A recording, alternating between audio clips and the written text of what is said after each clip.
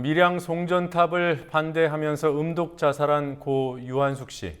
송전탑 때문에 음독했다고 말한 녹취록이 이제 공개됐습니다.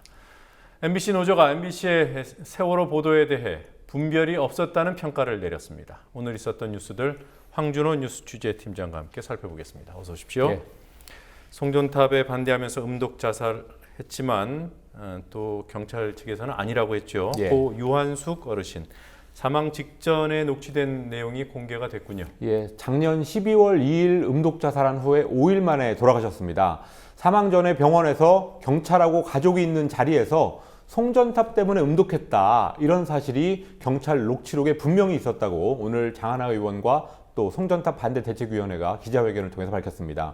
경찰은 그동안 복합적인 원인, 개인사를 포함한 복합적인 원인 때문에 음독했다라고 사실을 호도하면서 녹취록 공개를 거부해 왔었습니다. 그런데 최근에 장하나 의원 측이 요구로 공개한 녹취록을 보니까 거기에 분명히 송전탑 때문에 라는 말이 들어있었다는 겁니다. 네. 녹취록이면 녹음 파일은 공개가 된 게 아니에요? 그렇습니다. 녹음 파일은 아니고 녹취록, 종이로 된 녹취록입니다. 네. 그것도 경찰이 복사해서 그냥 준 게 아니라 녹취록을 경찰이 가지고 있고 현장에서 거기 본 사람들한테 받았을 수 있게만 했다고 합니다. 유가족들은 경찰이 사인을 왜곡했다면서 그동안 만 5개월이 지난 지금까지도 장례식을 치르지 않고 있습니다. 그래서 이번에 밝혀진 내용을 보면 사인 왜곡이라는 유족들의 주장이 입증됐다고 볼 수 있습니다. 이 부분은 경찰이 반드시 책임을 물어야 될 것 같습니다. 송전탑 반대 대책위원회는 한전과 경찰이 계속 힘과 폭력을 동원해서 송전탑 건설을 강행한다면 밀양의 비극은 또다시 일어날지도 모른다라고 하면서 박근혜 대통령의 결단을 촉구했습니다. 네. 자, MBC 노조의 그 민주언론실천위원회, 예. 줄여서 민실이라고 하는데 예. 여기서 보고서를 내놨군요. MBC 세월호 보도에 대한 평가가 나와 있습니다. 예, 민실이 보고서의 제목부터 우리 뉴스에 분별은 있는가라는 제목을 달았습니다. 네. 그리고 그 제목 바로 밑에다가 사측이라고 할 수 있죠. 김장겸 보도국장의 발언을 실었는데요. MBC 보도는 타사에 비해서 세월호 보도에 있어서 논란이 될 만한 건 없었다라는 말이 있었습니다. 네. 그렇지만 민주의 보고서는 실상은 김장겸 보도국장의 말과 정반대였다는 결론을 내렸습니다. 특히 지상파 방송 3사 중에서 MBC가 세월호 참사 과정에서 정부의 대응을 비판한 기사, 이것을 가장 적게 냈다는 게 수치로 입증이 됐습니다. 사고 후에 20일 동안 정부 비판 기사를 보면은 SBS는 55건, 그리고 KBS는 56건이었는데 비해서 MBC는 21건에 불과하다는 분석을 내놨습니다. 네. 자, 중앙대 학생들 중앙대 학생이죠. 예. 그 자퇴 선언이 있어서 화제가 되고 있습니다. 학과 구조조정에 반대하다가 징계를 당한 이력이 있어서 장학금 수혜 자격도 박탈당하고 또 네. 학생회장 피선거권도 박탈당한 중앙대 철학과의 김창인 씨가 어제 자퇴를 선언했습니다. 두산그룹이 2008년 5월에 중앙대를 인수한 후에 학과를 구조조정하는 등 학교를 기업식으로 운영하는 데 대한 학교 구성원들의 반발이 그동안 여기저기서 있어 왔습니다. 그 과정에서 학생이 자퇴를 선언한 것은 이번이 처음입니다. 대학의 기업화에 대한 논란이 다시 불고 있습니다. 네, 뭐 제가 화제라고 했습니다만은 심각한 내용이군요. 예. 자, 두산그룹이 어떤 식으로 해왔는지요?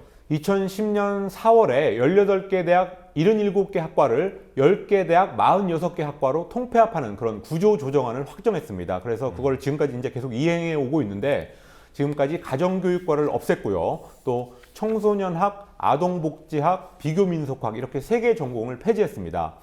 반면에 경영경제 계열의 입학 정원은 늘리면서 중앙대가 두산대학이 됐다라는 자주 섞인 말들이 나왔습니다. 단지 이렇게 교무 영역뿐만이 아니라 청소노동자들의 파업에 대한 대응, 이런 학교 운영의 거의 모든 영역에서 소위 경영합리화라는 원리가 적용됐습니다. 대학이 뭘 하는 곳이어야 되는지에 대해서는 시대에 따라서 사람에 따라서 생각이 다를 수 있습니다. 그렇지만 이윤을 목적으로 하는 기업하고 대학을 똑같이 보는 시각, 이것만큼은 곤란하다라는 지적을 할 수 있을 것 같습니다. 근데 요즘은 기업도 이윤만이 아니라 사회적 역할을 해야 된다, 이렇게 강조되는 시절인데 대학을 옛날 기업처럼 한다는 것은 상당히 시대착오적이라고 할 수 있습니다. 네. 자, 호남 출신 정치인 가운데 영향력이 크다고 평가받는 박지원 민주연합 의원. 예. 오늘 그 광주 전략공천 문제에 대해서 결국 입을 열었습니다. 예, 박지원 의원이 그동안 이 문제에 대해서 입을 열지 않아서 지도부 입장을 좀 고려해서 말을 아끼나 보다 싶었는데 결국 오늘 비판적인 말을 했습니다. 라디오 인터뷰에서 대단히 잘못된 선택이다. 또 광주 시민과 국민을 우롱했다 이렇게 상당히 강한 표현을 썼습니다. 또 박지원 의원은 심지어 광주에서는 안철수는 김대중이 아니다라는 말도 나오고 있는 형편이라고 설명했습니다. 관심은 이제 선거운동 기간이 되면 본격 선거운동 기간이 되면 박 의원이 어떻게 움직일까가 관심입니다. 뭐 무소속 후보를 지원할 수는 없겠지만 윤장현 후보에 대한 지원 유세 같은 걸 하지 않는 방식으로 자기의 어떤 불만 그리고 자기의 입장 이런 것을 표현하지 않을까 이런 전망을 해볼 수 있습니다. 네. 자, 그밖에 오늘 어떤 뉴스들이 있었는지요? 경제협력개발기구 OECD의 조사 결과 우리 국민의 23%만이 정부를 믿는 것으로 조사했습니다. OECD 전체 평균 39%의 길게 믿도는 수치로 36개 나라 중에서 최하위권이었습니다. 또 삶에 대한 만족도 지수도 25위였습니다. 국토교통부가 수도권에서 민영주택을 지을 때 가구 수의 20% 이상을 60제곱미터, 약 18평 이하로 건설해야 된다는 규정을 없앴습니다. 오늘 없앴습니다. 중대형 수요가 많은 강남을 위한 규제 완화로 평가되고 있는데요. 잘 사는 지역과 못 사는 지역이 더 뚜렷해질 수 있다라는 지적이 나오고 있습니다.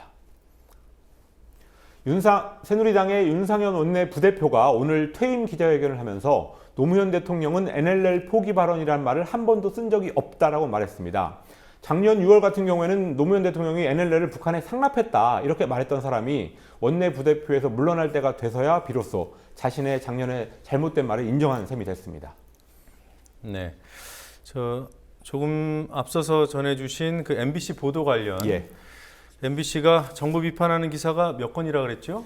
모두 21건이었습니다. 네. SBS는 55건, KBS는 56건이었는데 비해서 MBC는 21건이었습니다. 네, 그 SBS, KBS 뭐 56건, 55건 이러니까 꽤 많은 것처럼 느껴지는데 이게 워낙 세월호 관련된 보도들이 장기간 동안 뭐 거의 쏟아지시피 했기 때문에 비중으로 보면 그리 많은 건 아니죠. 그렇습니다. 20일 동안의 통계입니다. 이 숫자는. 20일 동안 하루에 뭐 수십 건의 기사가 쏟아져 나오니까 네, 그 정도로 듣도록 하겠습니다. 수고하셨습니다.